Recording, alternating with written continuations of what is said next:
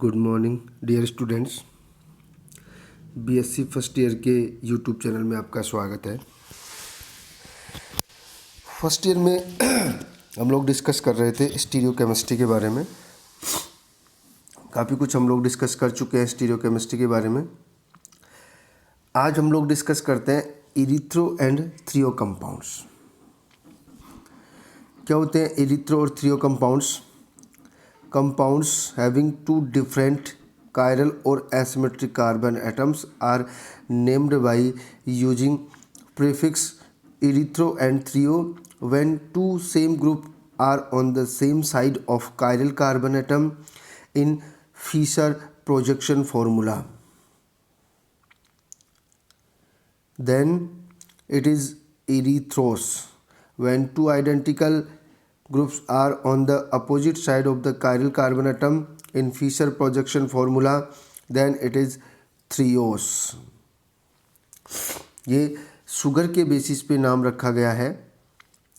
आगे देखो, जो सबसे इम्पॉर्टेंट थिंग है वो ये है कि इरीथ्रो और थ्रियो नोमेनक्लेचर करते कैसे हैं। ध्यान रखना, सबसे ये जो प्रोजेक्शन फार्मूला है मैंने आपको स्टार्टिंग बता दिया था, ये है फिशर प्रोजेक्शन फार्मूला।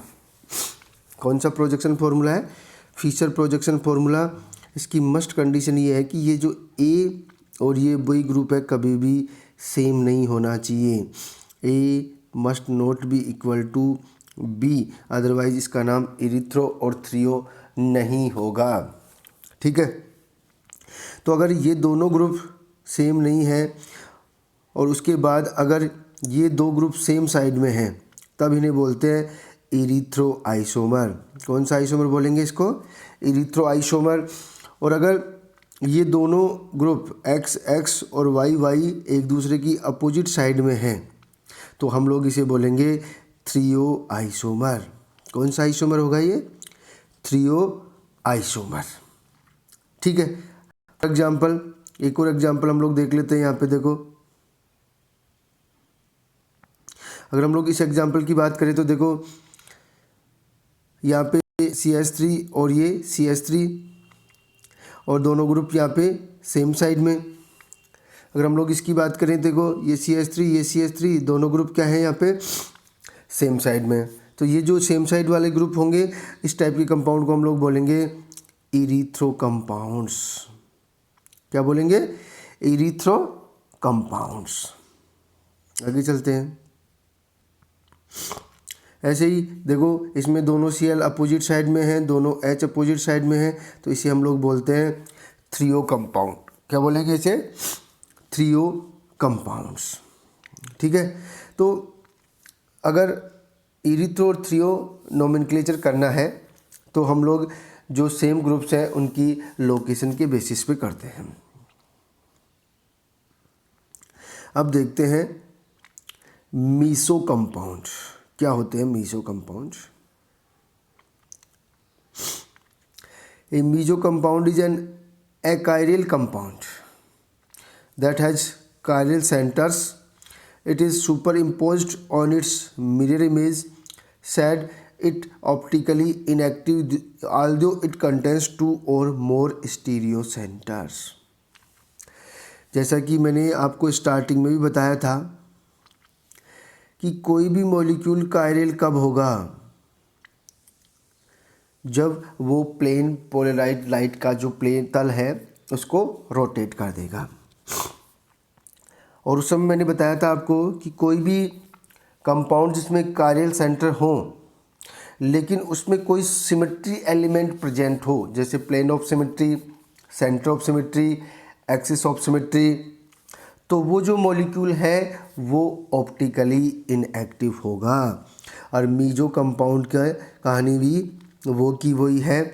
अगर आपके पास कोई कंपाउंड है जिसमें कायरल सेंटर हैं लेकिन अगर उसमें प्लेन ऑफ सिमेट्री है तो वो मॉलिक्यूल ऑप्टिकली इनएक्टिव होगा because of presence of plane of symmetry. आगे चलते हैं। In general a meso compound should contain two or more identical substituted stereo centers. Also, it has an internal that divides the compound in half these two halves reflect each other by the internal mirror. The stereochemistry of stereocenter should cancel out. What it means here is that when we have an internal plane that split the compound into two symmetrical sides, the stereochemistry of both right sides should be opposite to each other and therefore result in optically inactive cyclic compounds में also भी meso, ये ध्यान रख लेना। ठीक है, मतलब क्या है कि अगर आपके पास कोई कंपाउंड है जिसमें कायरल सेंटर है बट उसमें प्लेन ऑफ सिमेट्री है, तो वो जो कंपाउंड होंगे वो मीजो कंपाउंड कहलाते हैं, क्योंकि ये जो कंपाउंड होंगे वो ऑप्टिकली इनएक्टिव होंगे। क्योंकि ये जो मिरर प्लेन लगेगा वो इसको दो हाफ में डिवाइडेड कर देगा। एक हाफ का रोटेशन इस तरह से होगा तो दूसरे का इसको, मतलब एक का इधर होगा तो दूसरे का इधर, ये दोनों एक दूसरे को कैंसिल आउट कर देंगे और जो रिजल्ट होगा, जो आपका मॉलिक्यूल होगा जिसमें प्लेन ऑफ सिमेट्री है, वो ऑप्टिकली इनएक्टिव होगा। That's clear. यहाँ पे हम लोग इस बात को समझ सकते हैं अच्छे से। देखो, ये कोई कंपाउंड है आपका, ठीक है, इसको हम लोगों ने 180 डिग्री के एंगल से रोटेट किया तो ये बन गया आपका। अब ये कंपाउंड और ये कंपाउंड बिल्कुल सेम है, मीन्स हम लोग ये कह सकते हैं कि जो मीजो कंपाउंड है, कौन सा कंपाउंड है, मीजो कंपाउंडर, उसकी जो मिरर इमेज है,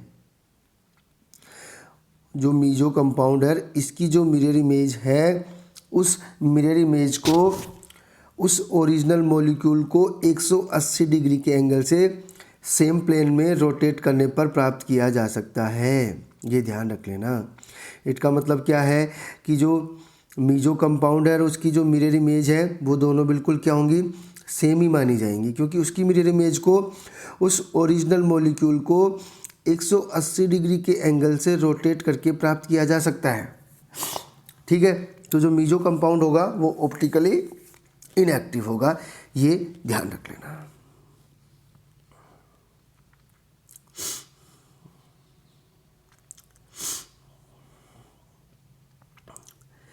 Here how to recognize the meso isomer? It is one that contains a plane of symmetry. यहाँ पे लिखा है कि अब एक मीजो कंपाउंड की पहचान कैसे कर सकते हैं।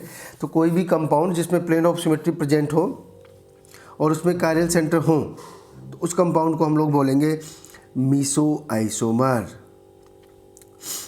Out of the three, it is only the least one that has a plane of symmetry. It cuts the molecule into mirror reflected halves, जो एक दूसरे की मिरर इमेज होते हैं। फॉर एग्जांपल हम लोग यहाँ पे फिर देख सकते हैं, ये जो है हमारा एक कंपाउंड है, इसमें ये अगर हम लोग प्लेन लगाएं तो ये वाला हाफ और ये वाला हाफ एक दूसरे के रोटेशन को कैंसिल आउट कर देंगे और जो रिजल्ट होगा आपका वो होगा, कंपाउंड जो आपका होगा वो ऑप्टिकली इनएक्टिव होगा। और ऐसे कंपाउंड को हम लोग बोलते हैं मीसो कंपाउंड। इसका इनेंशियोमर नहीं बनता है, जो मैंने अभी आपको ऊपर बताया था। ठीक है, तो ये आपका हो गया है मीसो कंपाउंड। तो आपकी इस क्लास में हम लोगों ने दो तरह का कंसेप्ट डिस्कस किया है, एक थ्रियो और इरिथ्रो नोमेनक्लेचर और एक मीसो कंपाउंड्स के बारे में डिस्कस किया है। अब नेक्स्ट क्लास में हम लोग डिस्कस करेंगे nomenclature of compounds, RS nomenclature पढ़ेंगे। उसके बाद हम लोग सिस ट्रांस जो आइसोमेरिज्म के बारे में पढ़ेंगे, ज्योमेट्रिकल आइसोमेरिज्म के बारे में पढ़ेंगे और उसके साथ ही हम लोग डीएल नोमेनक्लेचर भी डिस्कस करेंगे। ठीक है, तो मिलते हैं नेक्स्ट क्लास में।